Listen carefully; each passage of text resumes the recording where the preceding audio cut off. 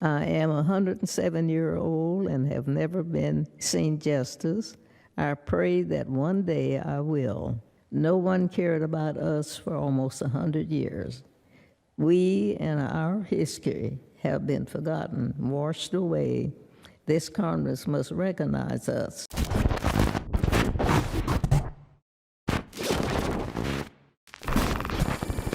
Today's video shouldn't be too long at all. I just wanted to take a moment to read this article to you titled, Biden Signs Bill Giving New Mexico 2 More Years to Fight for Nuclear Exposure Reparations, and then share my quick thoughts on it. So let's go ahead and jump right into this article. A bill signed Tuesday by President Joe Biden provided federal funds to help with medical bills for New Mexican uranium miners contaminated by radiation for another 2 years, also allowing more time for those living under the Trinity site near Alamogordo to advocate that they also be included in the reparations. The 2-year extension of the Radiation Exposure Compensation Act, co-sponsored by U.S. Senator Ben Ray Lujan, passed the U.S. Senate and House this year and was signed into law ahead of its previous sunset date in July. Those impacted by radiation exposure from federal operations can continue to receive cash payments up to $100,000 for uranium miners and other associated workers,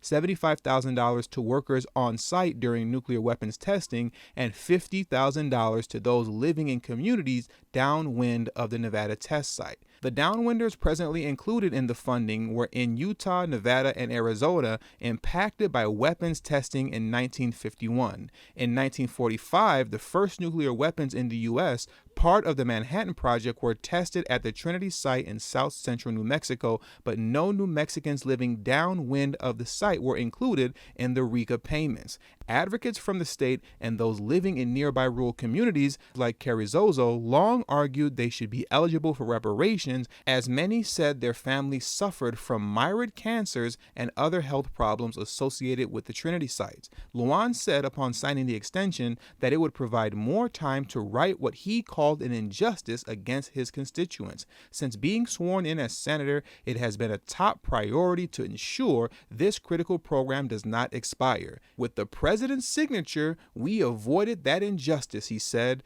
but this fight is not over. The federal government must do right by all Americans whose lives were impacted by radiation exposure in the national defense effort, and I will continue working to expand this program to include all affected downwinders and post-1971 uranium miner workers. Tina Cardova, founder of the Tularosa Basin Downwinders Consortium, said she and others from the area felt the pain firsthand. She said every day the consortium is audience to stories from New Mexican families racked with generational stories of terminal cancers caused by the activities of the Trinity site. Aside from granting the RECA more time to be expanded, Cordova said could also raise awareness for the plight of New Mexican downwinders among leaders in Congress and in the White House. The only good thing, other than that it gives us 2 more years, is that everyone in Congress and the president knows about RECA, she said. We've elevated this to a national issue. We finally have attention. All it takes is one conversation with downwinder communities to see the injustice these communities face, Leger Fernandez said following the vote. The RECA amendments will ensure that the program does not lapse, as well as fair compensation for the communities left behind. Now, I want to read this one last sentence because I feel that this is very important. Cordova said her group has worked to see bills to expand the program to include New Mexico's downwinder communities for 12 years without success. Now, that was important for me to read because what I want you to understand is that this woman and her organization has spent the last 12 years attempting to expand the reach of these reparations payments to cover those originally left out. And after 12 years, the Biden administration, as well as the current sitting Democrats in Congress, took the first steps forward in assisting this organization by extending this reparations program to give this organization more time to get their affairs in order to present a case of inclusion for those left out. And with this extension, that also means that the reparations payments for those already receiving compensation will continue for the next 2 years as well. Now let this sit on your mind for a moment. There are only 3 living survivors left from the Tulsa Race Massacre. They've been fighting for reparations for nearly a century now, almost literally 100 years, and still can't get a dime. The night of the massacre, I was awakened by my family. My parents and 5 siblings were there. I will never forget the violence of the white mob when we left our home. I still see black men being shot, black bodies lying in the street. I still smell smoke and see fire.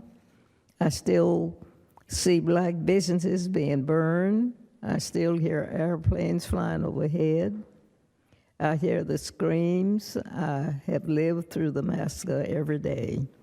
Our country may forget this history, but I cannot. I am a 107-year-old and have never seen justice. I pray that one day I will. No one cared about us for almost 100 years. We and our history have been forgotten, washed away.